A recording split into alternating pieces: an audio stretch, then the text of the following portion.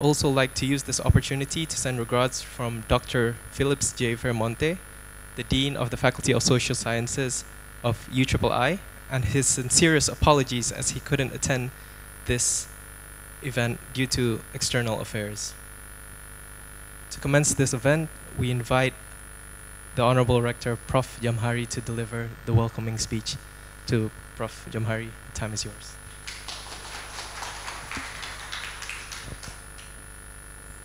Assalamualaikum warahmatullahi wabarakatuh. Peace upon you all. Good afternoon, everybody. His Excellency Ambassador Brazil to Indonesia, Ambassador Argentina to Indonesia, Ambassador Armenia to Indonesia, Ambassador Guatemala to Indonesia, and other friends from the Peru, Angola, and also Ecuador, and others friends who coming to our university. And ladies and gentlemen, first of all, I would like to welcome you all to this book event. It is a very great pleasure to have you here, especially excellencies from Farish ambassador who traveled to Depok to attend this book event. I would like to welcome you all to this university, and probably as I mentioned earlier in the holding room, that our university is international university. Currently, we have 600 students for masters and PhD only, and half of those students are coming from international students. No, probably 37 countries coming to our university to study, and we are very happy this year. Almost 4,000 students applying to our university, coming from almost 79 countries. So we are hoping that new countries will join us this year in our university, and we are truly hoping that students from Latin America, from Brazil, from Argentina, from Guatemala, from other Latin America to also join to our university. And if you join to our university, I'm sure that our soccer team will be the best in Indonesia. Currently, I'm very proud to tell you that our soccer team is winning all the time, beat the good university like Universitas Indonesia, and also the strongest team from Police in Depok here.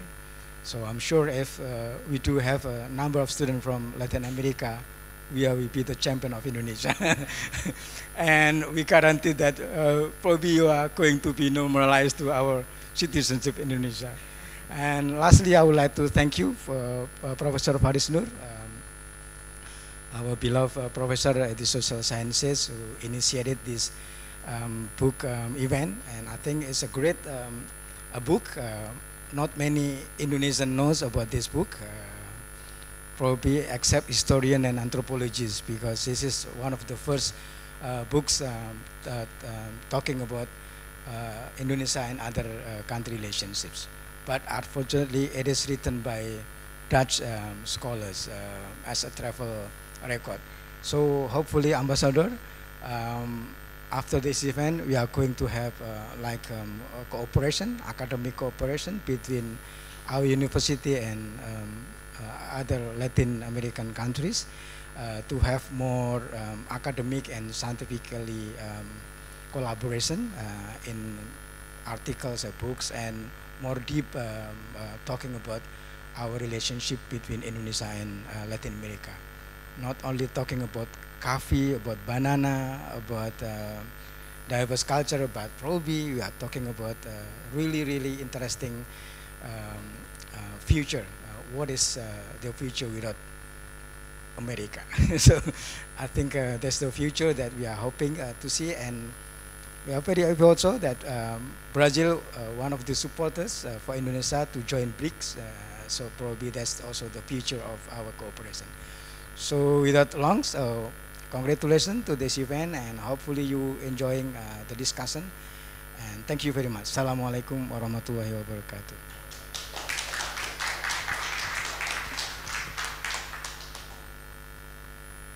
Continuing our agenda, please welcome the Brazilian ambassador to Indonesia, His Excellency George Monteiro Prata, to address his welcoming remarks. Your Excellency, the time is yours.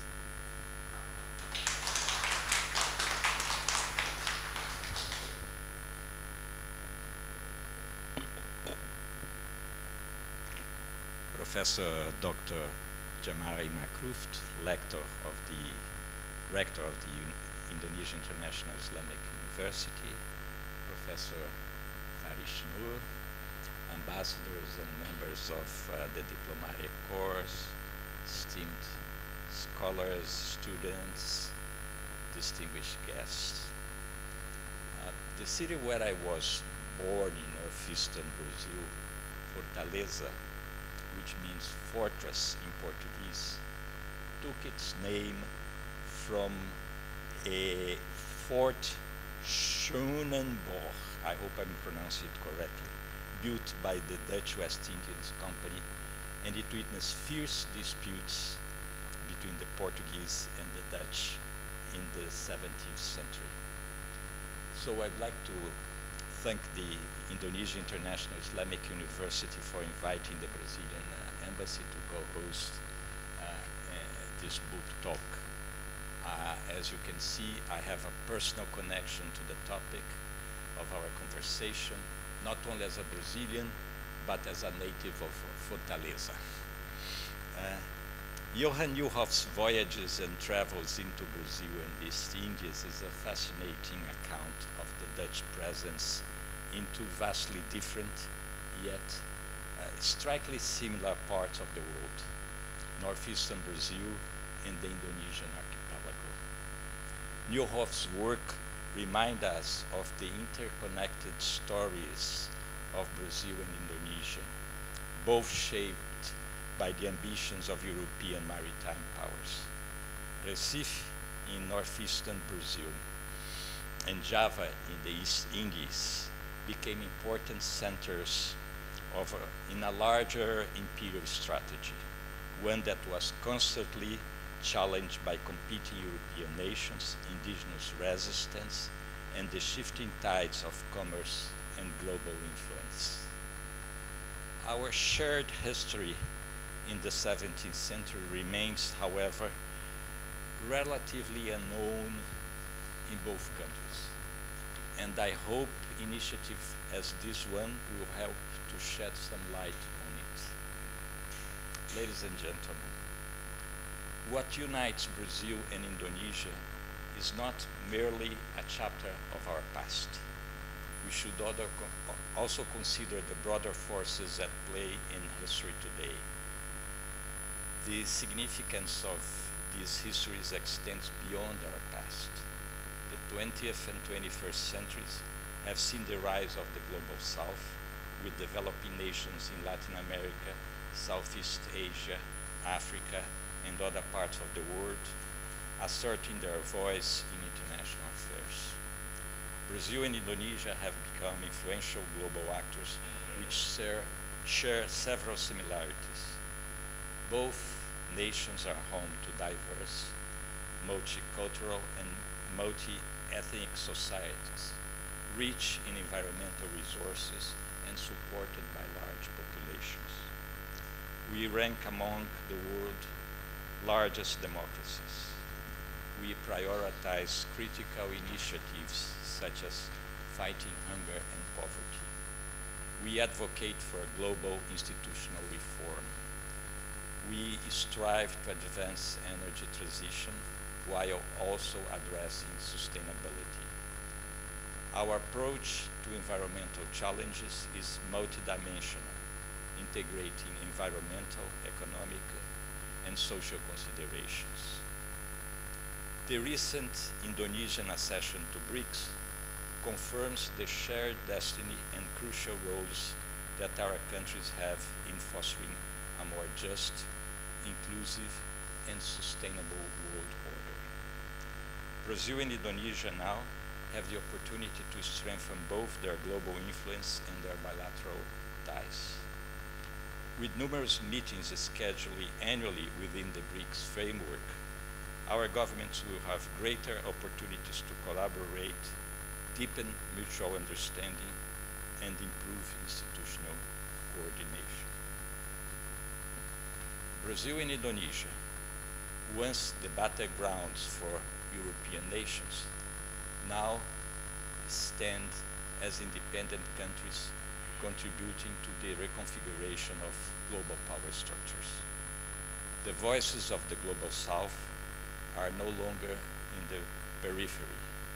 We are at the center of the dialogue on the future of international relations, trade, and development.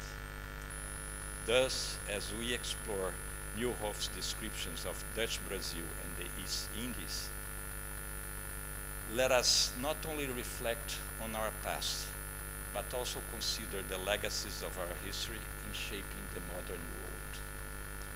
These histories remind us that struggles for sovereignty, identity, and economic independence are still ongoing in some parts of our planet today. They also offer valuable insights into how our countries have transformed themselves in our quest to become more influential nations. Today, we search to shape new alliances to challenge historical power imbalances. I look forward to the discussions ahead and to hearing your perspectives on the enduring relevance of these historical narratives. Muito obrigado, Terimakashi, thank you. Thank you for the wonderful speech, Your Excellency. We can now begin the book forum.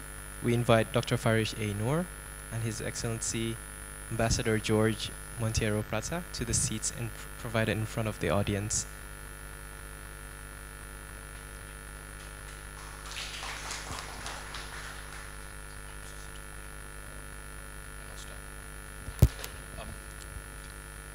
Rector, Ambassador Prata, Your Excellencies, ambassadors, fellow academics, colleagues and friends, thank you very much for being with us today for this book discussion. And today we are going to talk about a book, and this is the book, by the way. And we are going to be talking about the writings of Johannes Nieuhof, and why I think this book deserves a rereading today. Can we go to the slides, please? Nieuhof's work has been largely forgotten in this part of the world, and as Rector himself has said, even in Indonesia, many Indonesians may not be familiar with the man and his work and his writings. What I'd like to do today is basically talk a bit about Nieuhof himself. Please. Talk about Nieuhof himself, the context of the writing, what is contained in his writing, and why I believe this work is actually important and relevant for us, particularly today. And the timing, as Ambassador Prata noted, is actually important because things are afoot. Indonesia's entry into BRICS, welcomed by Brazil, I think somehow makes this work relevant in our context today. So let me just start about the book itself. Nieuhof, of course, was a Dutchman. The book that you have before you is actually William Churchill's English translation that was translated and published several decades later. So this is the 1744 edition. Yes, it's quite old, although Nieuhof's original work, of course, was written in the 1680s. So who is Johannes Nieuhof? Nieuhof, for me, in so many ways, is what you would call a modern man. He's modern in the sense that he's a product of the historical circumstances that made him who he was, and he's not an ordinary traveler because he is fundamentally a colonial merchant who worked for the VOC, the Verenigde Oost-Indische Company, the Dutch East Indies Company. During the course of his career, Nieuhof was a prolific writer as well, not just a merchant and a trader, but also a writer who documented the societies that he interacted with. And actually, his writing on Brazil was published as one volume. His writings on Java were published in another volume. What's interesting about the English Churchill edition is that it brings them together. And I would like to point out here that Nieuhof doesn't travel from Holland to Brazil to Java. He travels from Holland to Brazil, back to Holland, and then from Holland to Java and to China, and then his career meets a sort of untimely end because he gets involved in some weird dealings with some dodgy pearls of dubious provenance, you know. So a lot of these colonial company men like Stamford Raffles would later on get into sort of shady business deals, but they left behind an enormous body of writing. And the interesting thing about Nieuhof's writing is that it's a kind of writing that emerges when we begin to see the beginnings of modern Western scholarship on the non-Western world. The reason why Nieuhof is interesting is because throughout the text you read, you can feel the strains of realism in it. This is not Pigafetta. There are no accounts of monsters and dragons and what have you, but it is a realist economic understanding of different societies. Once in a while, of course, you know, he slips into fancy. When he talks about Southeast Asia, you come across certain communities that he writes about. There's one community called, you know, Kakerlakkens, who for some reason sleep throughout the day and stay awake all night. Today we call them students. And then you have the people of Batubara, who appear to be blue-skinned like the characters in the movie Avatar. Now, of course, we know this is not true. You know, so you occasionally have, but the general tone is realist. It's realist because Nieuhof views the world through the lens of a merchant. And that's what gives Nieuhof his mobility. He's not a tourist. He's traveling for a purpose, and the purpose is to fulfill the needs and agendas of the company that he serves, a colonial company. And so this marks, in a sense, the beginnings of modernity, the modern world that we live in today, because this is the beginnings of modern colonial capitalism. And we have the phenomenon of weaponized companies, the East India Company, the British East India Company, the French Compagnie des Indes, corporate entities that have military forces. Nothing like that exists today. It would be like McDonald's with an aircraft carrier. It doesn't happen, right? But in the 17th century, this is the beginnings of economic nationalism, and when economics is seen as a political tool. And it's with that in mind that Nieuhof views Brazil. The reason why I find this book interesting, like I said, is because Churchill has combined Nieuhof's writings on Brazil and his writings on Southeast Asia, Java in particular. And what we have in these works that are interconnected by virtue of having the same author is a particular way of looking at Brazil, a particular way of looking at Java through lenses that are not only Eurocentric, because that's undeniable. He is, after all, a Dutchman, he's a European, but also a lens that is economic in nature. And so, can we move to the slides, please? Next one.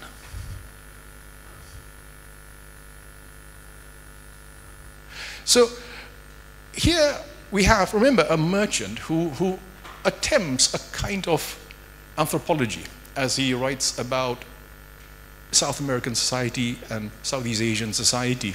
And the book is interesting because it is crammed with detail. And this marks the beginning of a kind of modern Orientalist scholarship on the non-Western world. This sets the tone for the writings that will continue for the next 300 years, all the way up to people like John Crawford, Stamford Raffles, and what have you, where these books are basically accumulation of data. Today we live in an age where people are worried about data, but data collecting is not new. It goes back to the 17th century. It starts with this need to know the other. But as Nieuhof attempts to know Brazil and to know Java, he's also arranging Brazil. He's arranging Brazilian society according to a typology. And he classifies, you know, the different communities he meets in the same way that he classifies the different products that are there, the different commodities that the company can profit from. And so this societies are not simply seen as societies, but rather as things that the modern, enlightened, rational scientific mind can actually compartmentalize and put into neat categories and assign functions to. This is how it begins. It begins through commerce. And so in a sense, Nieuhof is a product of his time, because this could be said to be the beginnings of the first globalization, and it's driven by capital. So while in the writings of Nieuhof, we have these very vivid accounts of the different communities, different societies, different ethnic groups that exist in Brazil. Next slide.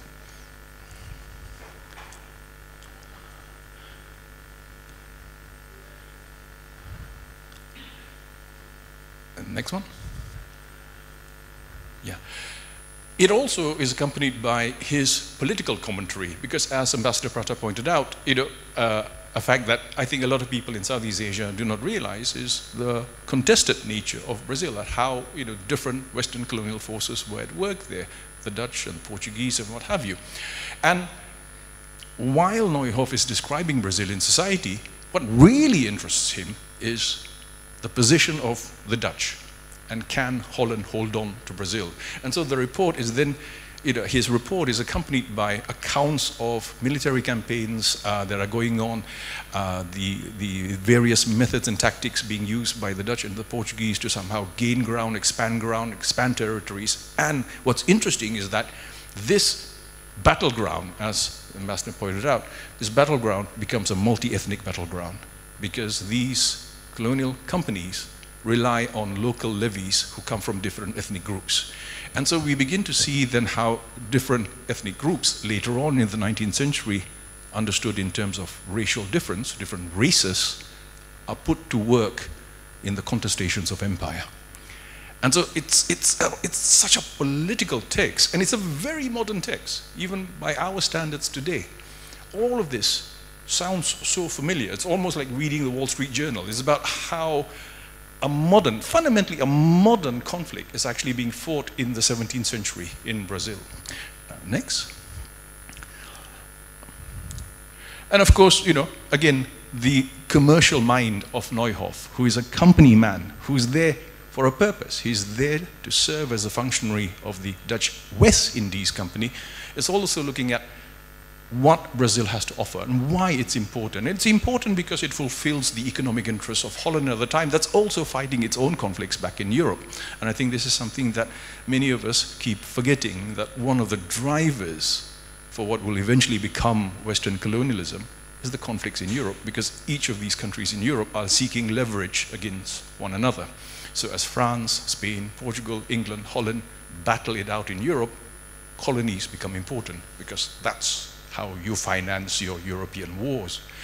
And so, on the one hand, we have this scientific, rationalist approach, the way in which he surveys the flora and fauna of South America, of Brazil.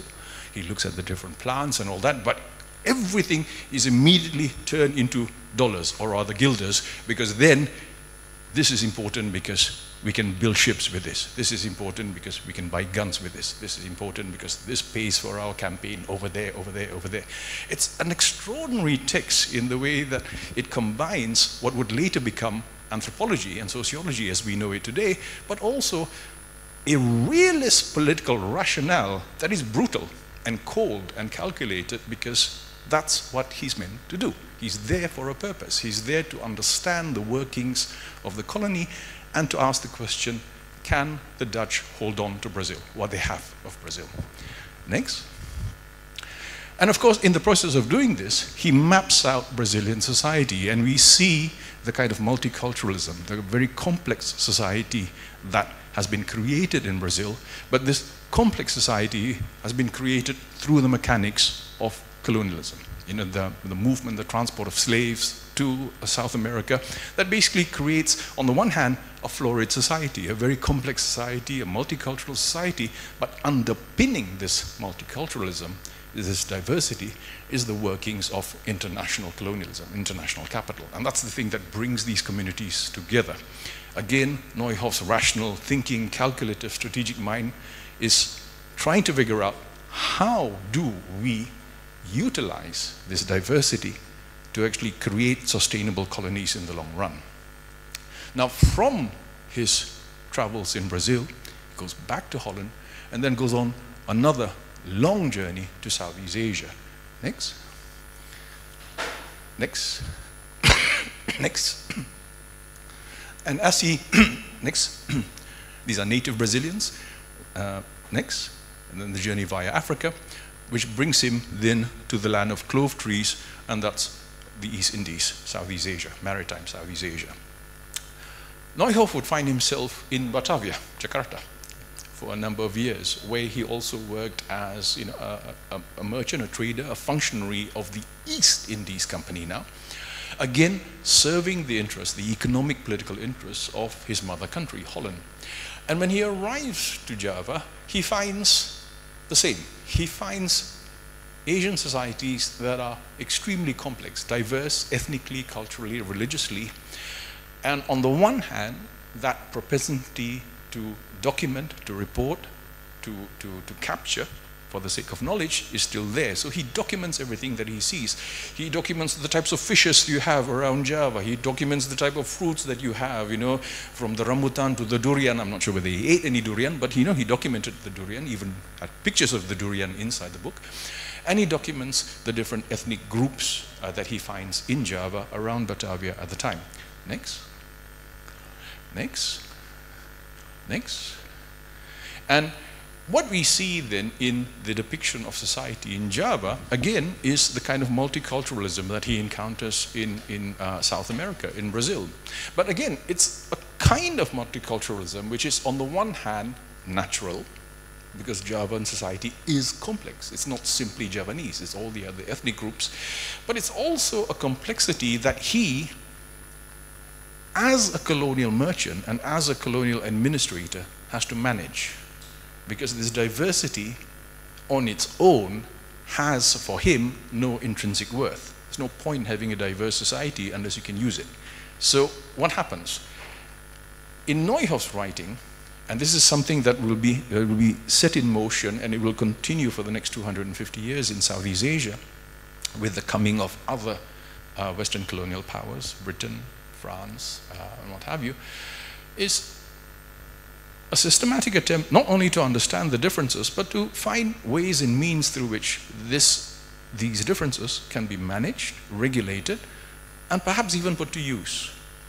Because the society that eventually emerges in Batavia, what we now call Jakarta, was one that was segregated not only ethnically, but where ethnic differences coincided with economic functions and even your literal physical positionality. Yeah? For those of you, I know all of us have been to Jakarta, Kota Lama eventually becomes the enclave of Europeans and the Dutch, and certain ethnic groups, while others were kept outside its walls. So we already begin to see the racialization of geography in the same way that this is what Nieuhof sees in Brazil. Plantations are for certain races, towns are for certain races, fortresses, forts, ports, everyone has a place, a position to be slotted in like a jigsaw puzzle. And the myriad of societies that he encounters in Southeast Asia, including the fictional ones that I mentioned earlier, is actually interesting because he documents all of them. And actually, Nieuhof's book, for political historians like myself, is hugely interesting because he doesn't simply list the different communities. He actually describes, in very precise, objective terms, what their functions were then under Dutch rule in Batavia. So, next. And so you have these, I mean, some would say charming, of course I admit they are Orientalists, but I find them charming anyway. You have these images, early attempts at trying to depict different ethnic groups that are found not only in Java, but across maritime Southeast Asia. Next. This is someone from Timor, the warrior from Timor. Next. These are Javanese in Batavia. Next. These are also people in Batavia. Makassaris, if I'm not mistaken, in Batavia. Next. These are Malays in Batavia, smoking cigarettes, by the way, so, I identify with them the most. Next. Now this, I'll get back to this later on, because for me, this is perhaps one of the most interesting images that have emerged in the 17th century. I'll tell you why later on. But I just want to draw your attention to some of the images that we've just seen. Can we go back? Okay, back? Okay. So these are urban dwellers, seen through the lens of Nieuhof at the time, as he documents the different communities living inside the fort of Batavia and around the fort of Batavia. And then we go back, and we go back. Okay. And here you have the famous Timorese, who, of course, if you pay close attention, of course, is living way outside Java, beyond Dutch control. And there is a ranking that we see, not only in his written descriptions of the societies, but also in the images that accompany his texts. So the further you are from the centers of colonial capital, the more savage you become. So we have images of warrior races, performing all kinds of barbaric hobbies. There you have his children playing with someone's head on the floor. But if you look at the other images, looking at the communities living closer to the center of commerce, colonial commerce, the implication is that commerce brings with it civilization. And we see this theme is also repeated in his depiction of life in Brazil. So those who are further from the centers of colonial capital are the ones who are more barbaric and savage and what have you. So this is the beginnings of modern Orientalism and how it's introduced through colonial scholarship. Let's go forward, forward, next, next, next, next, next. And this is interesting because this is one community that Nieuhof talks about. These are the famous Mardicas. For those who are not familiar with the term Mardicas, it's a derivative from the word merdeka, which means a free man, an independent man. So the Mardicas are basically often Eurasians who were the only other community allowed to live inside the fort of Batavia, along with the Europeans, because they're half white, and many of them had converted as well, and so they wear with them the trappings of, that's hence the European dress, and if you look at the house in the background, it's a European house. It's really interesting when we look at Nieuhof's work, how Brazil and Java are not simply left as Brazil and Java. Brazil and Java have to be interpreted. You have to read Brazil and Java. And in the process of interpreting Brazil and Java comes the classification, the hierarchies, the social hierarchies that are constructed in Nieuhof's writing. And this is, of course, the dilemma that many of us in academia face, because we are acutely aware of the fact that writing about the thing makes the thing as well. Nieuhof, of course, is a 17th century man, so he's not plagued by wokeness or political correctness. He doesn't mind that he's actually inventing the object as he goes along, and he is doing that. He makes that very clear in his text. There's a refreshing honesty to the way in which he doesn't hide the fact that he's there to make money, that he's working for a colonial company, and for him, that's good. That's good that we are doing this. So we are ordering society, and we are introducing these hierarchies of race, class, and function in the process of knowing Java. So to know Java and to know Brazil is not simply to know Brazil or to know Java, it's to control it. Knowledge is power. Yeah? So next. And of course, you'll notice that in Nieuhof's book, the images, Nieuhof, by the way, of course, didn't make the images. Yeah? The images are made by artists who followed Nieuhof's directions. But if you look at the images that accompany his work on Java and the images that accompany his work on Brazil, one community is left out. You see everyone else. You see Africans, you see Asians, you see Bataks, you see Sundanese, you see Makassaris, you see Timorese, you see Malays. But there's one community that you don't see, and you never see it. It's the European. Because it's the European who sees and is not seen. It's the European who sees. So what do we see? We don't see Europeans, but we see the products of European intervention. You see the buildings. You see the buildings, and you see testimonies, concrete, literally concrete and stone testimonies to economic success. And that's the driving thing. That's the thing that drives Nieuhof in his search for knowledge and his desire to come to know these different parts of the world. Why do we need to read this book today? like I said, it's largely forgotten. And it's interesting because perhaps Nieuhof's writing on Brazil might be known in Brazil, but not known here in Java. And his writing on Java might be known in Java, but perhaps not in Brazil. This Churchill edition connects the two, and that makes it interesting for me because it's easy to compare and to see the continuities. But for me, there are a number of things that we can learn from this process. And I confess that I'm a boring historian. I have no social life. I don't go on social media, so this is all I do. I read old books. So while reading these works, what I find interesting is how, in the process of actually re-encountering these early encounters, we see the way in which different parts of the world were actually brought into the order of universal knowledge. How Brazil becomes part of the world community, how Java becomes part of the world community, because the world community is then driven by commerce. So this is knowledge in the age of the first globalization, the first instance of globalization.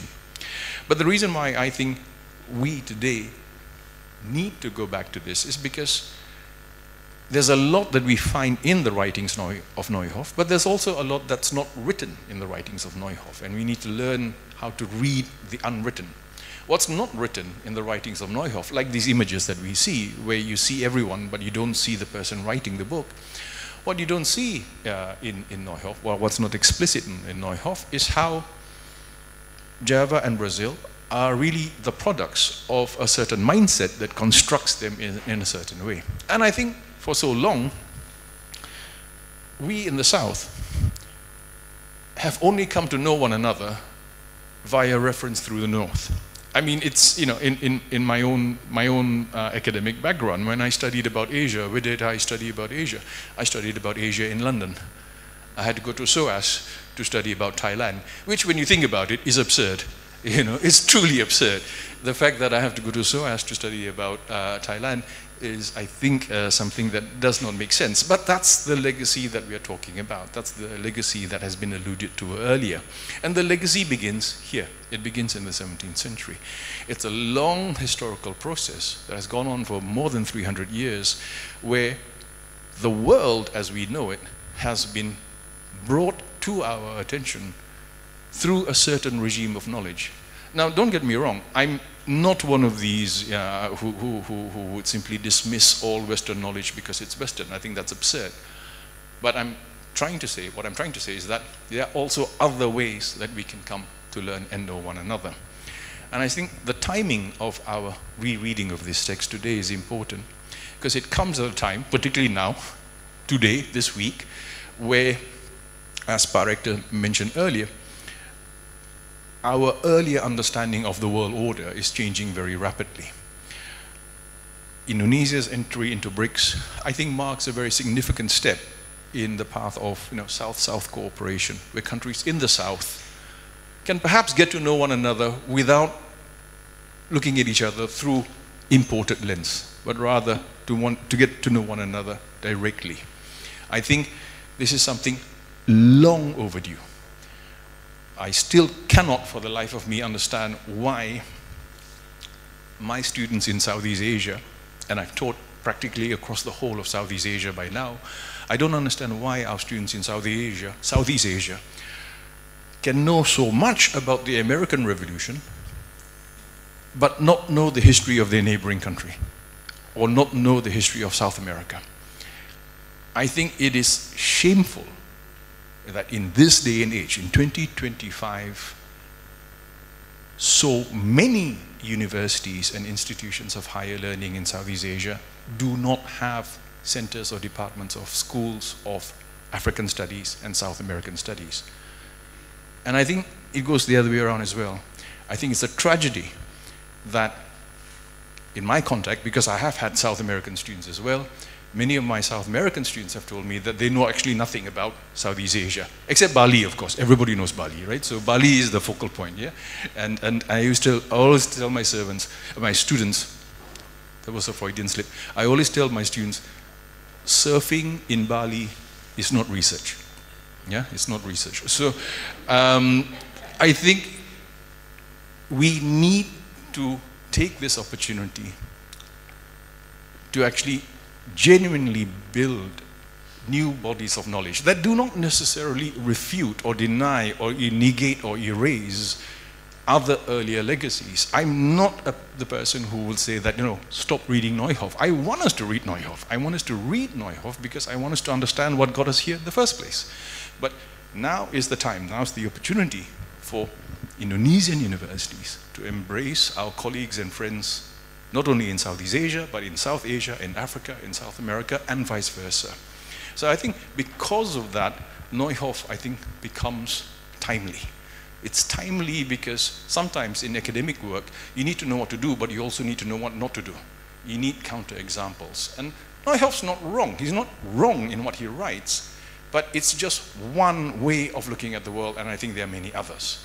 And this, I think, is what we see in the writings of Nieuhof, this development of a monological way of, a singular way of just looking at the world through one lens. And that's the lens of, Western colonialism at the time. I agree that we should not deny our legacy, but we are not trapped by our legacy either. We are not beholden to it forever. And perhaps, I hope, as Pak Rector mentioned earlier, we can take opportunities like this to build actual, working bonds, learning bonds in our societies. One last thing before I end. Like I said, the interesting thing about these books is that they also point out, certain things which even we have forgotten. So can I just go back a few images? I want to go back to one image in particular. Before? Earlier? Okay, stop. Now, this for me is one of the most interesting images in Nieuhof's book. This comes in the original. Yeah, the Churchill images are exactly the same plates as the Nieuhof originals. Any guesses as to what this is? This is a family in Batavia. Any guesses as to who these people might be? We saw Malays, Sundanese, Makassiris, Timorese just now. Any guesses?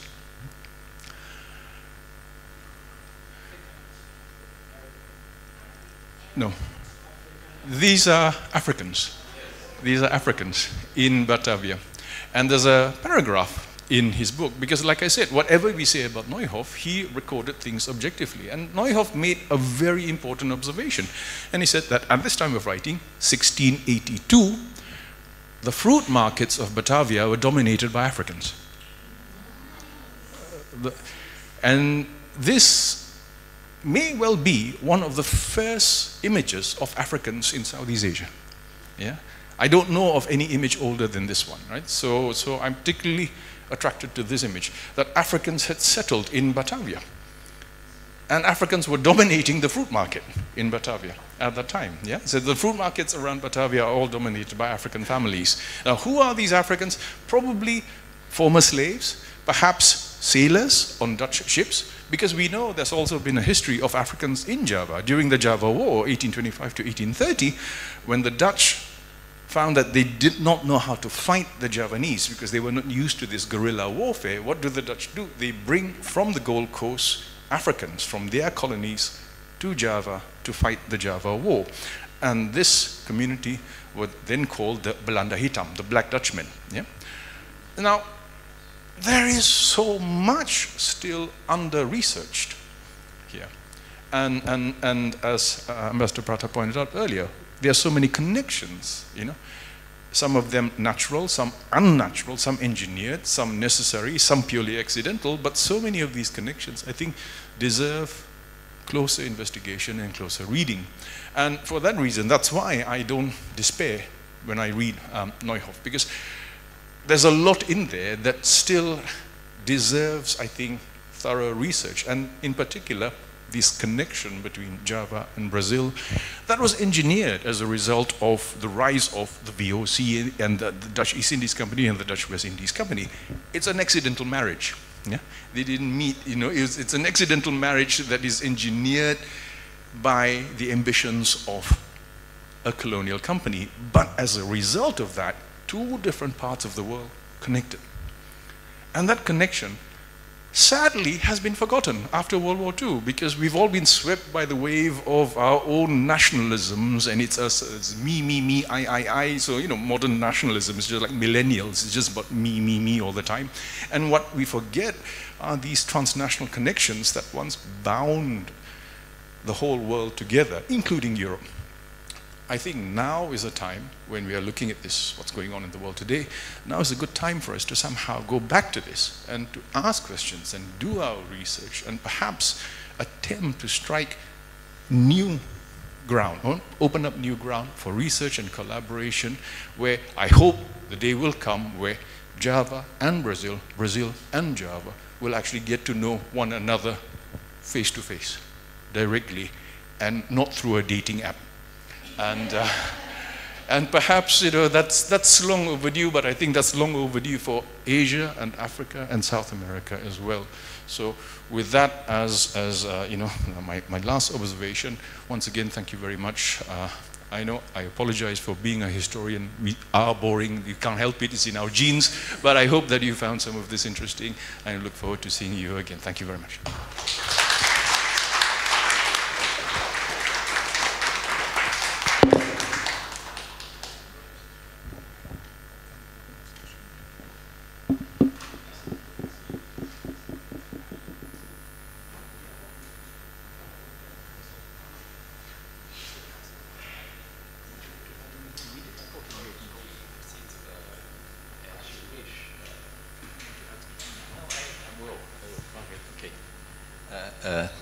If you allow me, first of all, Professor, I'd like to thank you for a very insightful and comprehensive presentation.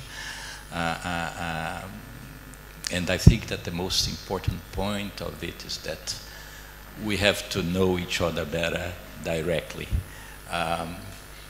Reading this wonderful book, we learn a lot, but we learned, as you said, through the eyes of someone else.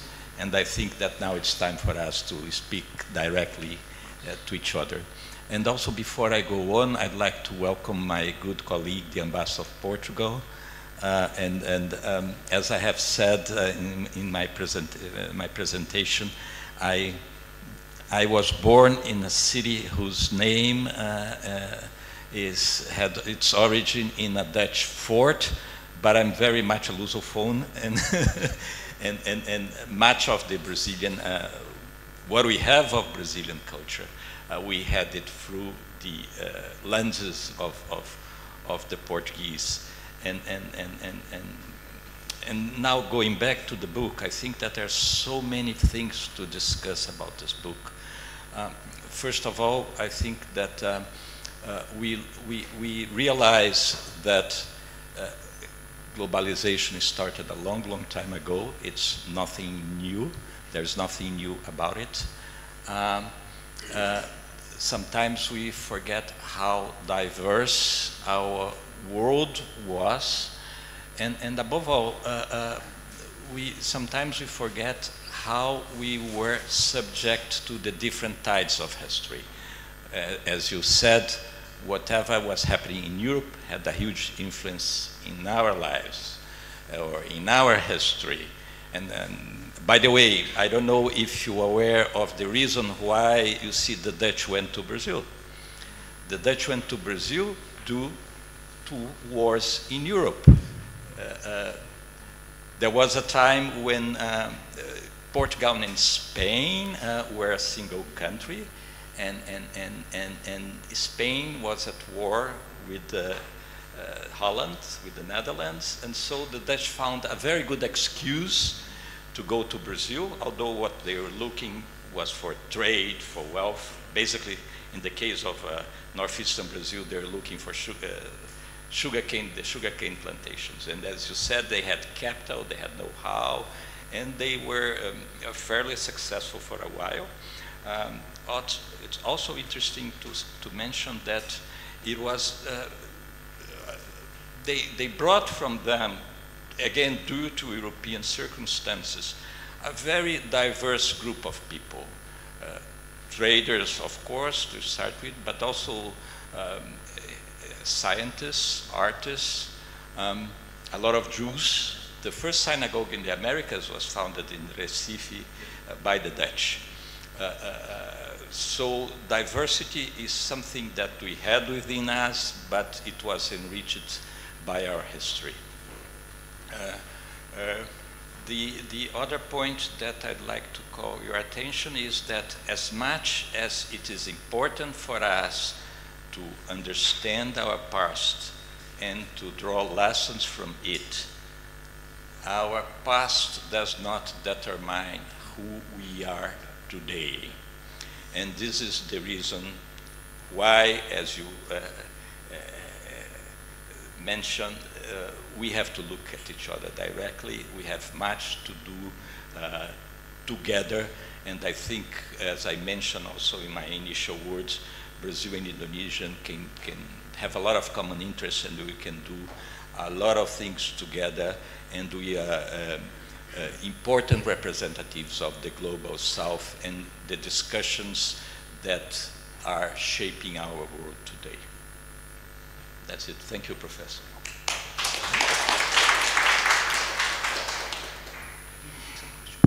Thank you very much, Mr. Ambassador and Prof. Farish Noor. We will now open the floor for questions from the audience. It can be directed to Professor Farish or to the Ambassador himself. So to the audience, please.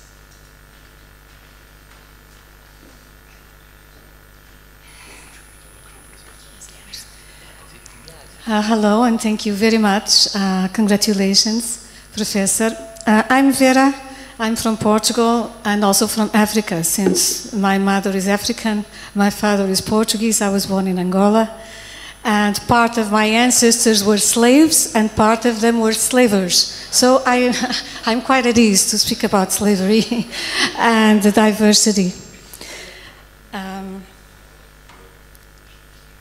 Just to add some notes, to your fantastic sharing.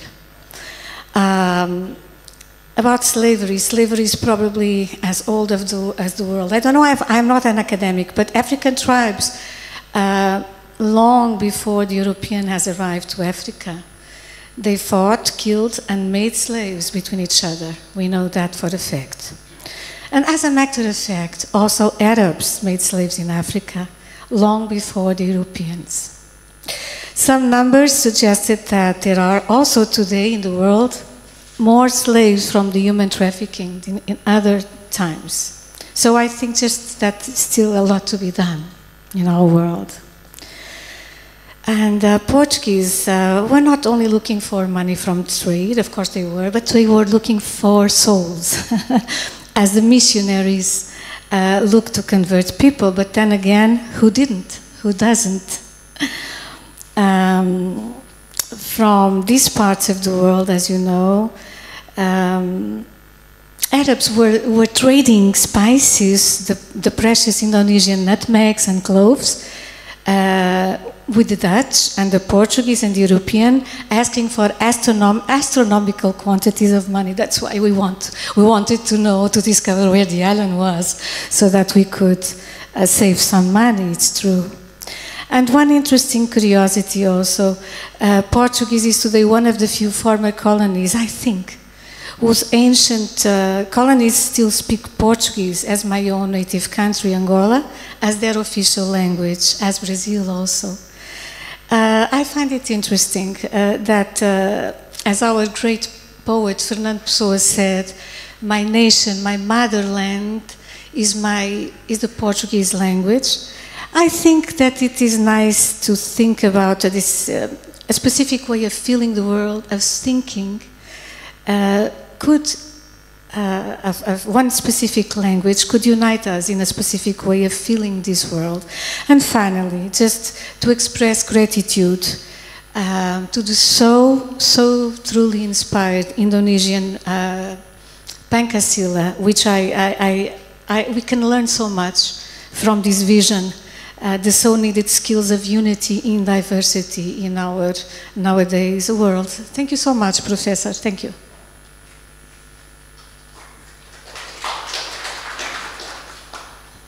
Anyone else? All right. You can stand and introduce yourself, yeah? Assalamu alaikum. Welcome to our distinguished guests, their excellencies, and my academic friends and my teachers. I will ask two questions, but I'm worried my supervisor will punish me later after the questions. The first question, as you mentioned that Dutch came to India as a trader, merchants. Portuguese came to India as merchant. English came to India as merchants. Both the colonial, all the colonial powers came to India and Southeast Asia. But my question is that what positive thing they give to us and Southeast Asia and South Asia, and what negative reflection they lived here in our continent, South Asia and Southeast Asia. And the second question, if Indonesia joined BRICS, what are the benefits of BRICS, joining BRICS for Indonesia, and how it will reshape its culture? As you mentioned about diversities, inclusiveness, but how can Indonesia and the rest of the Southeast Asian country maintain their own cultural identity? These are the question.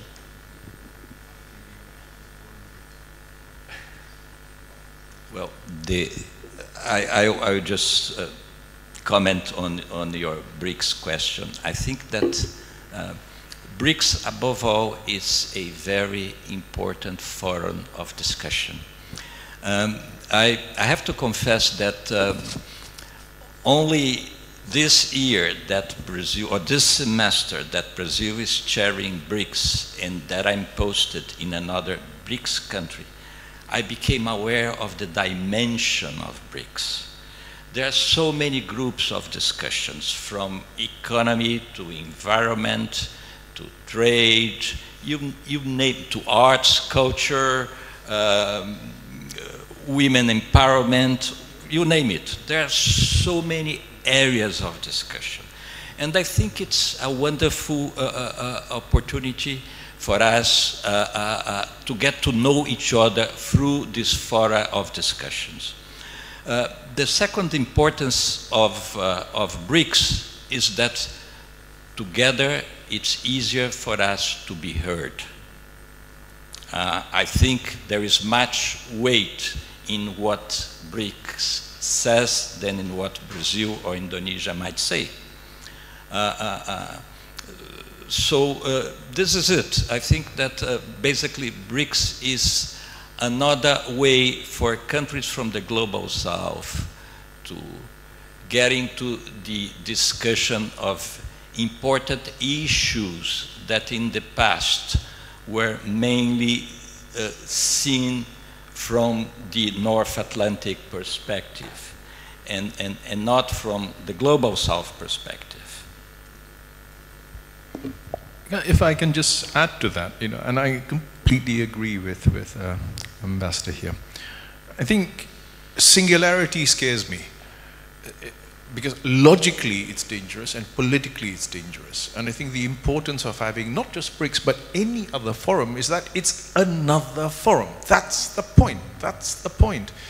Brazil and Indonesia are also members of G20. Exactly, yeah. Exactly. And I think the need to have multiple avenues also opens up the way of building new avenues, like I said, an actual face-to-face interaction between Indonesia and Brazil, or South America and Southeast Asia. I think this is long overdue.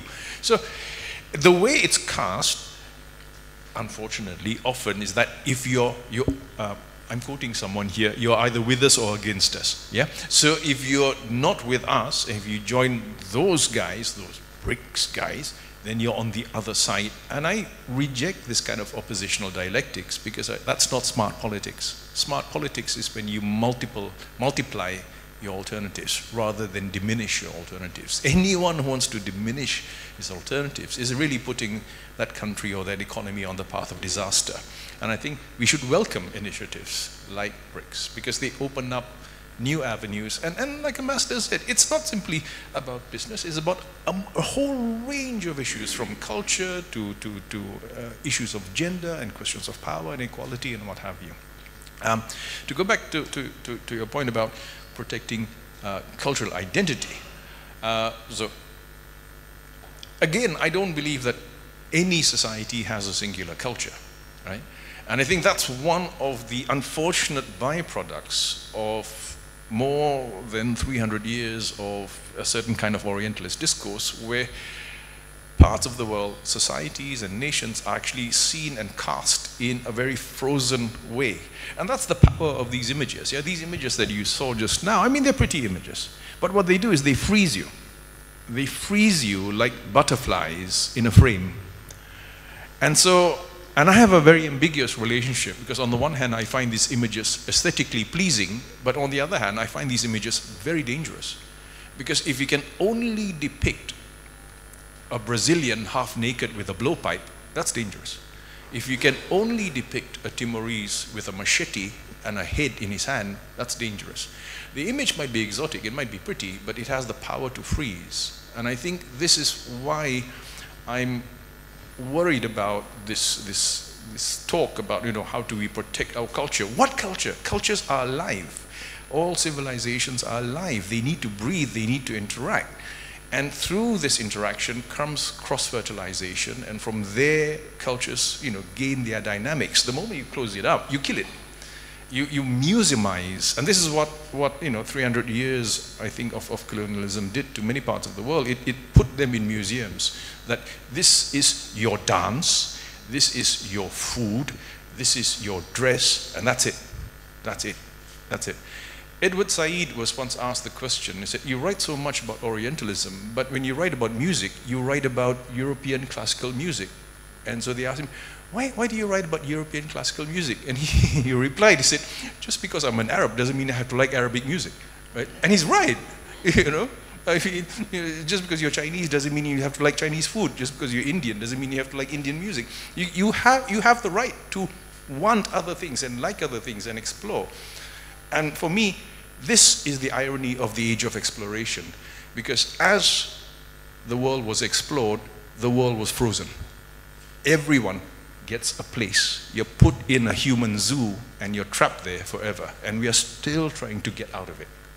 And that's what BRICS means. It's an attempt to find a way out so that we don't look at the world only through one lens. That's not a bad thing, I think. That's not a bad thing.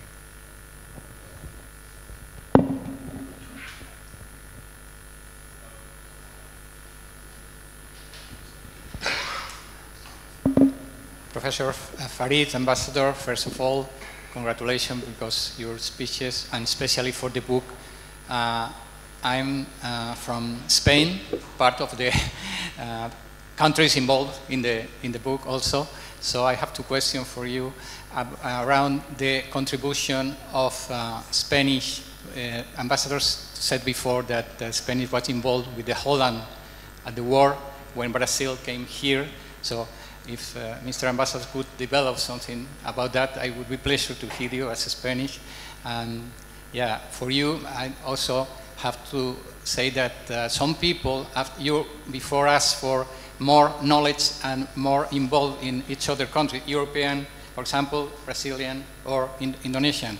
But you have to know that any European also involved now, like me in my case, I'm involved here with 4 universities developing agreement, and I'm here for 21 years because saya orang tua, obviously, orang tua. So yes, after this, I finally want to ask you about this, the contribution of Spain in this book, what you could say, and for Mr. Ambassador, develop this point of the Holland War. And once again, after visiting 53 countries around the world, this is the best Perpustakaan, the best Perpustakaan I have been around. And you have a wonderful university. And someone has to say that because it's amazingly good. And I feel like rumah di sini. Terima kasih banyak.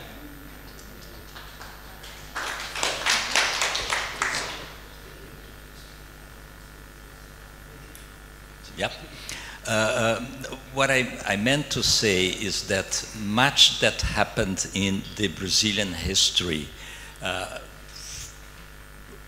had to do with what's happening in Europe. The fact that the Dutch went to Brazil had to do with what we call the Iberian Union in our history, when Portugal and Spain briefly became a single country for dynastic reasons.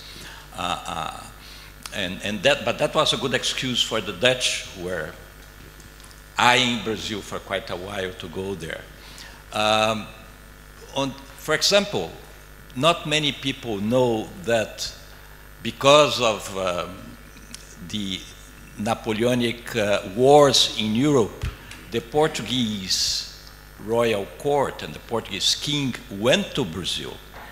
And for a while, Brazil was the seat of the Portuguese Empire. And later on, when we became independent, what was happening in Europe and much later what was happening in the US affected us. But I think that this is true today even more than it was in the past, because no matter what's going on in the world, affects everybody. But if you, the professor said that sometimes we have to study our history in other countries or countries from the North Atlantic world. And I remember when I was first studying world history in secondary school, I started learning about, you see, the French Revolution, and I wonder why that was a starting point for me. You see, well, to a certain extent, I understand that eventually, you see, Napoleon, after the Bourbons were went to the guillotine, and then Napoleon invaded Portugal, and that. But you see, there are other perspectives. History is very rich. There are different ways of looking at it. They are not necessarily better or worse, but you see, there are different ways of looking at it. And now I think that the good thing that's happening to us nowadays is that we are trying to understand the world from our perspective, not from someone else's perspective. Did I answer your question? Okay. Thank you. If I can just add to that question about where is Spain in all this. Yeah. That's the other interesting thing, because I'm not really a historian of 18th century Southeast Asia. I'm a historian of 19th century Southeast Asia. And the 19th century was a great century for the publishing industry, because all aspiring colonial powers wanted to publish books. There's tons of books coming out in the 19th century. But what is interesting is that it coincides with a kind of ethno-nationalism that emerges in Europe by that time, where colonialism is driven by nationalism. And this is a mistake, I have to say, unfortunately, in many parts of the colonized world, in Asia, in Africa, in South America perhaps, but certainly in Asia, where there's sometimes this tendency to say all Western powers. You forget one thing, these Western powers are actually rivals as well. Yeah? So I'll give you an example. A much later book, Stanford Raffles' History of Java, that was published in 1817. On the one hand, you can read the history of Java as a history of Java. But when you read it closely, Raffles is really nasty towards the Dutch. You know, half the text is just about how useless Dutch colonialism is compared to British colonialism, you know, make Britain great again. So it's all about the Dutch, they don't know how to run a colony, they don't know how to make a profit. So half the text, you know, it's supposed to be a book on Java, but half the text is actually just bashing the Dutch non-stop. And when you read Nieuhof, it's the same thing. It's, you know, he's a Dutchman, but he's worried about Portugal and Spain in Latin America. So these works, although they are about Brazil, they are about Java, they're also about Europe.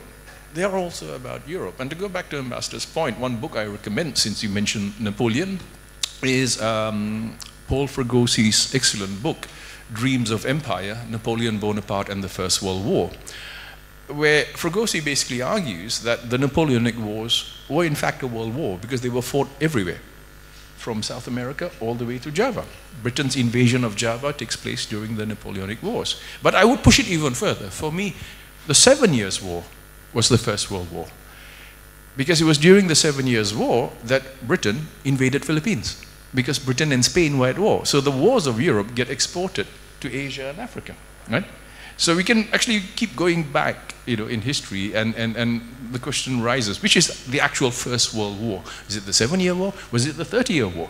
The 80-Year War, where the Dutch are fighting for independence from Spain, and this is the thing that created the Dutch East Indies Company. It was created to finance Holland's struggle to become an independent country. But as a result of that, Holland also becomes an empire. So all these things are interconnected, and I think the great thing about history is it's messy, and neat histories, I think, are dangerous. When you want to have simple, linear histories, historians will actually tell you that history always overlaps, interconnects, and that's also why history is important, because it informs us about what's going on today, so that we have a better understanding of what's going on today. So in answer to your question, where is Spain? Where are all the European countries are there. They're always in the background. They're always in the background, because when a Dutch man goes out, when a Portuguese man goes out, when an English man goes out, he's going out not only to Asia, not to Africa, not to South America, but he brings with him the memory of Europe, and he brings with him all these political considerations of the conflicts in Europe, and it's all about leverage, leverage, leverage all the time. And later on, of course, when the two latest empires emerge, Japan and America, they too do the same. Because in the 19th century, there's only one game in a town, and the game is imperialism. So you want to rise and become someone, you have to have colonies, because that's the way. Now, that was our reality up to the mid-20th century, but like what we've been saying today, we now live at this particular juncture of human history where countries in the South can rethink this and perhaps search for other ways of knowing themselves and knowing one another. And I hope that we will take that opportunity.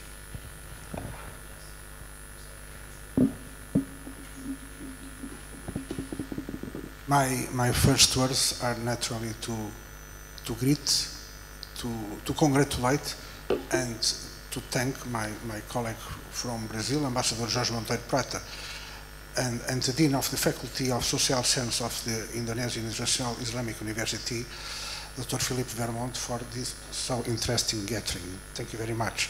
We diplomats, we are not academic, but when the opportunity is offered to us, we like to step in. And it was a very interesting topic to be talked about. And I think this kind of initiatives, in fact, they tell a lot with our world of diplomacy, because they put people together and more close and with more understand, without doubt. In your very interesting and erudite exploration, Professor Farish knows that it was really interesting. You presented a lot of evidence, lots of data. In fact, the Dutch, that they came after the Portuguese, the Spanish, the English, they were not discoverers, but they were very pragmatic. They were looking for trading, for spices. And after your explanations, the questions that I would like to put to you is the following. In the eyes of the author of the book, John Nieuhof, what you think? Did he find more differences or more similitudes between the peoples that he encountered in the Far East or in South America? What is your opinion after all? Thank you very much. Very quick reply. The interesting thing about Nieuhof is that he's not prejudicial. Yeah. 200 years later, you have someone like Stamford Raffles writing the history of Java. And when he talks about the Javanese, by today's standards, when you actually read the history of Java, it's shocking, the language that he uses. He talks about the Javanese as a historically degenerate people who are actually going back in time and not forward, backward, childish, a childlike race, incapable of thinking scientifically. There's none of that in Nieuhof. Nieuhof's descriptions tend to be superficial because he looks at surface phenomena, but he talks about dress, customs, behavior, but not in a judgmental way. And I think there's a reason for that, Ambassador, because he's a member of the Dutch West Indies Company, which is a secular enterprise. And I think here it's important for us to understand this, yeah? To connect it with the history of Portugal. When the Dutch take over Malacca from the Portuguese, yeah, the Portuguese had built their settlement, and the Portuguese bring with them their Portuguese culture, but also their religious identity. So if you go to Malacca today, you will have the church and you have the buildings, and they're all named after Mary, Jesus, you know, apostles or what have you. The Dutch take over Malacca. They don't destroy the Portuguese settlements, but they rename all the buildings. So before it was Santa Maria. Now it's named after the company director. So from Santa Maria it becomes Elon Musk. You know, it's a different mindset, because they are basically merchants. They are there to make money. It's in the charter of these companies, no missionaries. We don't want priests, because we are out to make money. We don't need you coming to preach about, you know, Jesus and poverty. We don't want to hear that. I want to retire with millions, right?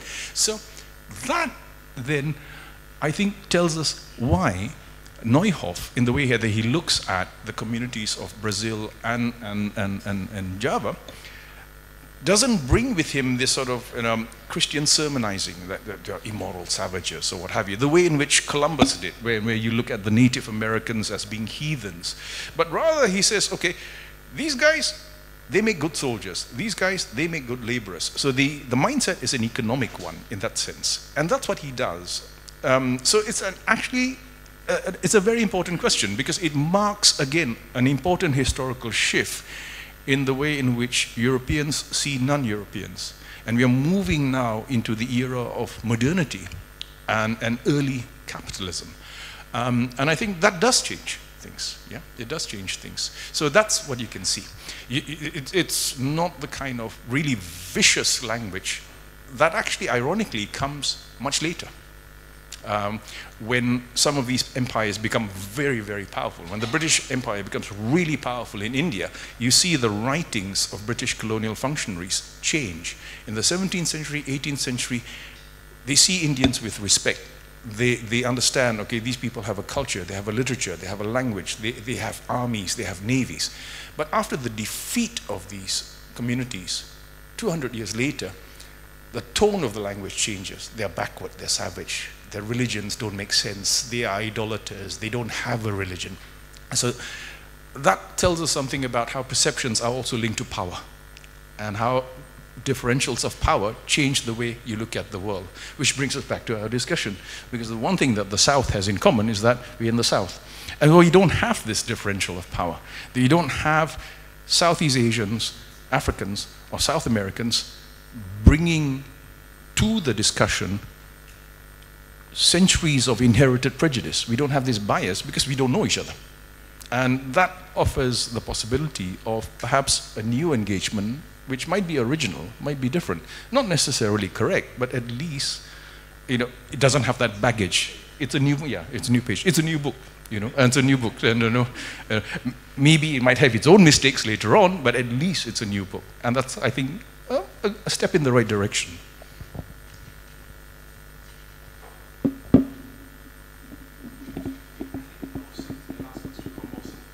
So one more question, and we'll wrap this event up.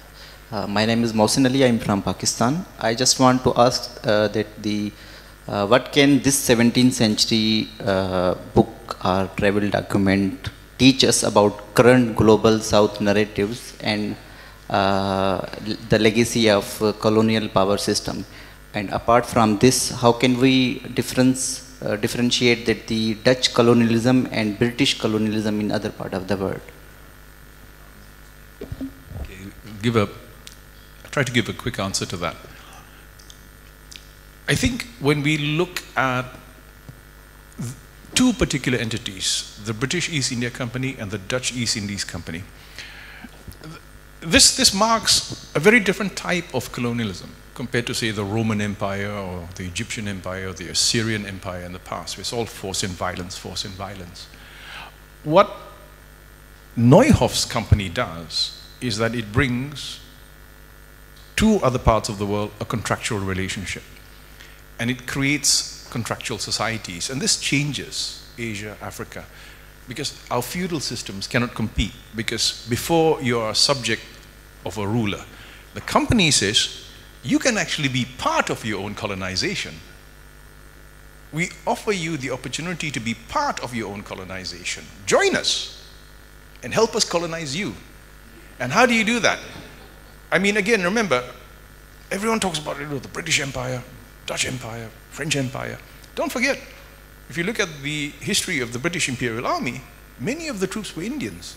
If you look at the French colonial army in Vietnam, many of the troops were Vietnamese. How did that happen? That happened because modern colonialism provides opportunity structures for you to be part of it. So, Mohsin, your question, how is this relevant to us today? Well, when you open your Instagram account or your TikTok account, you just join a contractual society because you've agreed to sell your data to them.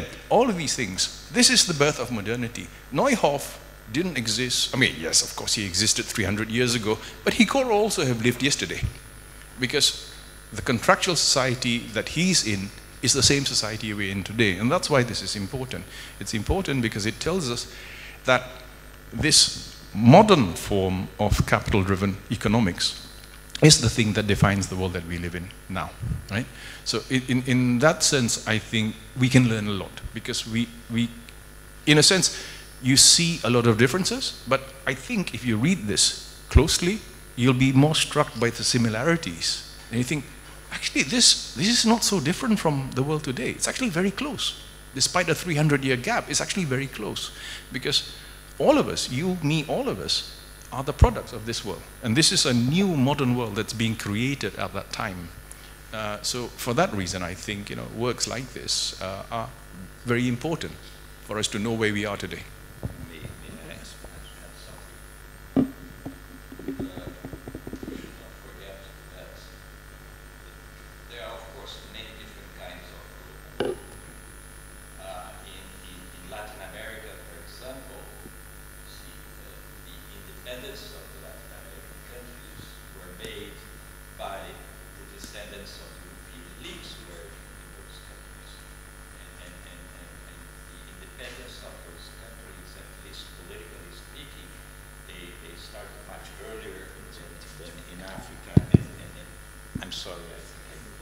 And in Southeast Asia. So there are different ways of colonialism. There are different ways that colonialism affected us.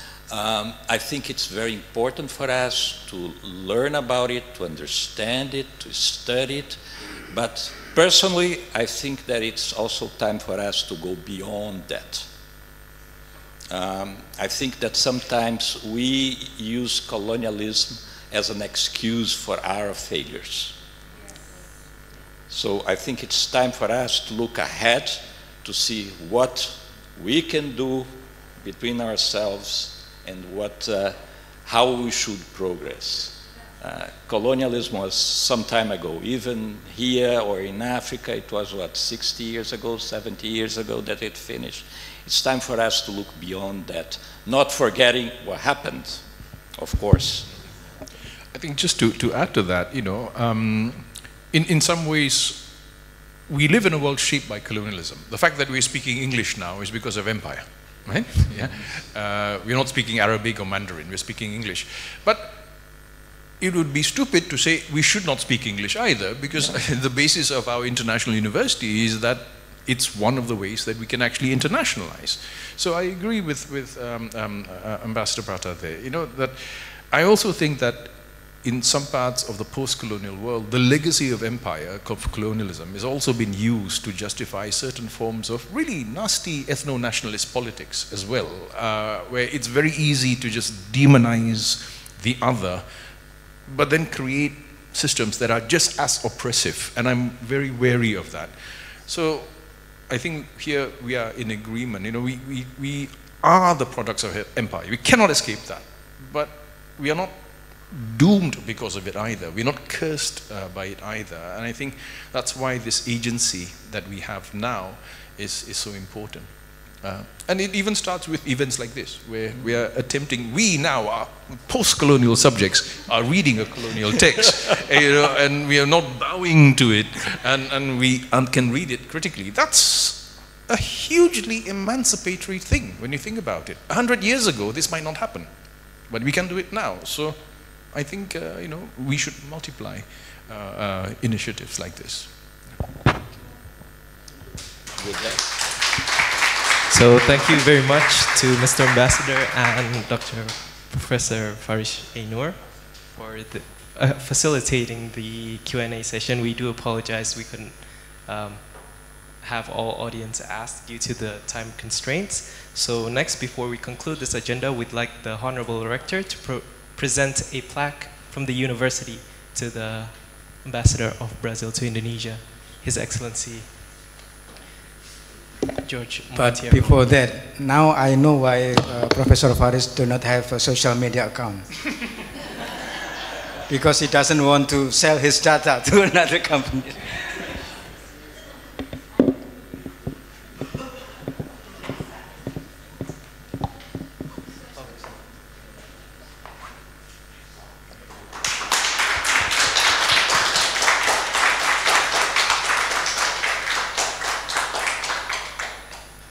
Thank you very much.